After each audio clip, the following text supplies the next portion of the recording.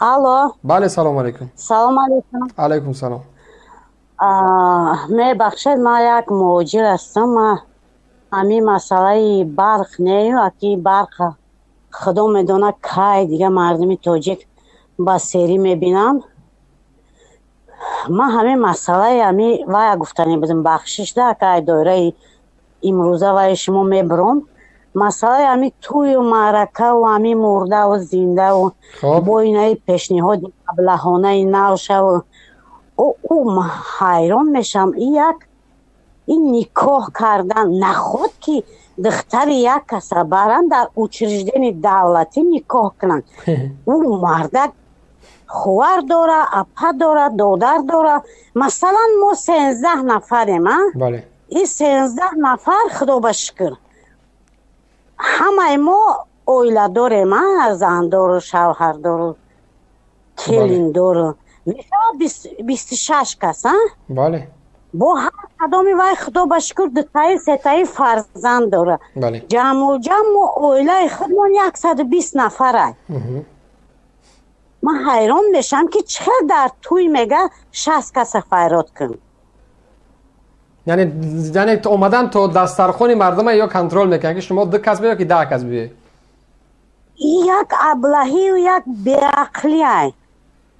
یا که مثلا بگیریم همین مردرن همین خدایی را. بله. من کرده ای خیلی کرده ای خیلی کرده پیش آدمی مهیدار مثلا یک دسترخوان میکشد 7 بود همه را فیرات میکرد گذران میکرد میرفت تموم. حاضر 70 شدگی های میدونه. نه. مثال من 3 بچه داشته باشم 3 تا قده دارم پراینا. بله. یک روز ایش میوید یک روز وایش میوید. وای مردک وای آدم سر اونو خوردنی نمیوید خونه من. نه که فوتیه خونی میوید نه که من مجبورم دسترخوان روی کنم برای وای. بله به همون خاطر مثلا فرهنگ تاجیکی که ما داریم به هیچ چیز نمیشه دیگه. توغری نمیگیره تماما. برعکس خراجات زیاد شده که کم نه. بله. حساب همین تنظیم.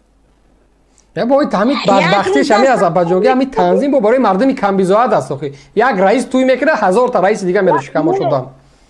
یک روز دسترخوان میکشودی از 70 روز دسترخوان میکشویی.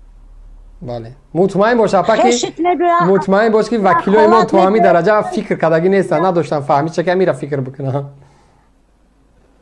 اینا احمقن ما 120 نفریم. 40 ماه اپا من میگم که خودت بیا فلان دخترت بیاید او بچه هات قطعی کلنات دیگه نیاین. میشه هم خیلی گفته. نه اصلا منطقی نیست. یک قانونوی یک حاضر همی پیشتر یک خش تبار منحکمت دیگه به فکرم دیگه تاجیکستان نه میبینم نه دیدن میخواهم نه در فکرشم. بخشیشو یک چخیلی میگن دموکراتیه ای کار شخصی من فکر کردم که ما هم دولت برکت نیفتم برامدم. این هم در مسلمانی را آمدگیه که وقتی که دیدی که شرایطت خوب نیست هجرت کنن.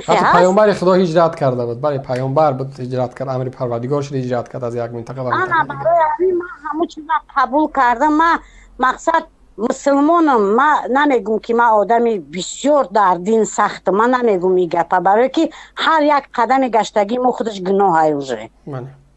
هر کس سوال جوابش در پیش پروردگار در پیش نوکر منکر سوال جوابش خودش میتیه.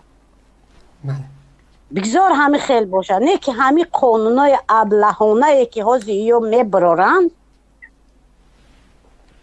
ما واپشه حیران میشم که این ناممکنه پرسته. من مثلا در وقتش آدم تجارتی بدن مثلا ممکن که حتی توی معرکه رفتگیم هموقع شناس هموقع مثلا یک آدمای کوری که خدشون کور بردگیم هیچ فایرات کردگیم. حاضر من میرم توی میکنم در اوجا من هیچ کس فایرات کرده نمیتونم. بله. هیچ خیلی میشه بعد بله. قانونی به حد ابلهانه احمقانه در یگان چارچوبه ملت ما توغری نمیتیه. اکه میگه که نقاب نپوشه خیلی نکنه ای چیزی مردمی های چی میگن ای از فرهنگی ما نیست، از فرهنگی ما نیست، از اینی ما نیست، از آنی ما نیست. بله. فقط باید ممکنه رقص تشکیل کردن هر باره که ایدی کدو و تربز خربز خور گرو بلا را تشکیل میکنه میلیون میلیون ای بودجه دولت راست خود میکنه. بله. خیلی امرو یک کم بغل بته ایدی کدو چی در کاره دمو فرهنگ ما نیست ایدی کدو ایدی انار ایدی تربز ایدی خور. بله. میکنه که همی کارو را خودش برای چی میکنه نباشن خیامو آدمی عادی رم همو کمبغلی بیچاره رم مثال ممکن که در همین حیاتش یک بار یک معرکه کده بتونه خیمون با هم چنی دلش بکنم آدم